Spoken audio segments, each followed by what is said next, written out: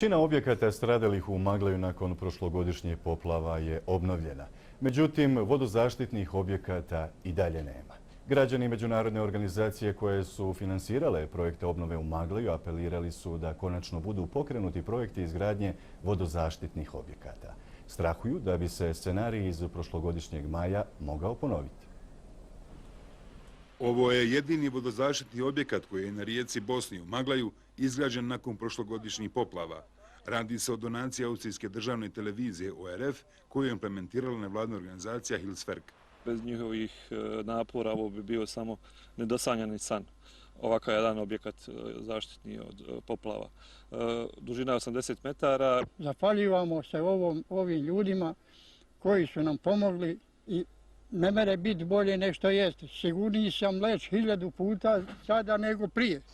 Sigurnost, međutim, ne osjećaju ostali građani Maglaja, jer vodozaštitni objekti na rijeci Bosni u ovom gradu gotovo i ne postoje. Nikog ne interesuje to.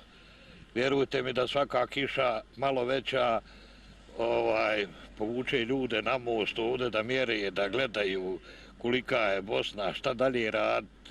Koga, kaže, jednom zmija ujede, kaže, i guštera se boji. To je naše, normalno da ima straha. U općini Magla ističu da su nakon poplave, a ovdje isključivo nadležne agencije za vodno područje rijeke Save, očekivali projekte uređenja korita rijeke Bosne. Tome su se nadali i međunarodni donatori.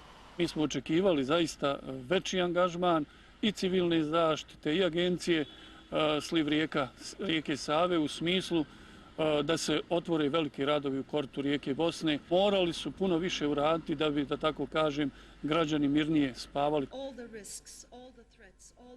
Preventive i dalje nema i ja se zaista nadam da će se desiti integracija napora u smislu smanjenja rizika i borbe protiv budućih rizika u ovom smislu.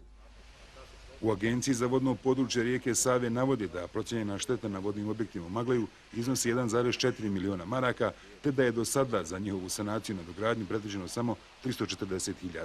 Ostala sredstva mi ćemo ulagati sljedeće godine i svake godine koje bude imali, međutim potrebna su nam i sredstva koja su predviđena akcionim planom, odnosno sredstva koja su obećana na donatorskoj konferenciji. Ako se zna da donatorska sredstva neće biti operativna dok domaće vlasti ne verificiraju okvirni sporazum, onda je logičan zaključak da će izgradnja obale utvrda u Maglaju još dugo biti na čekanju.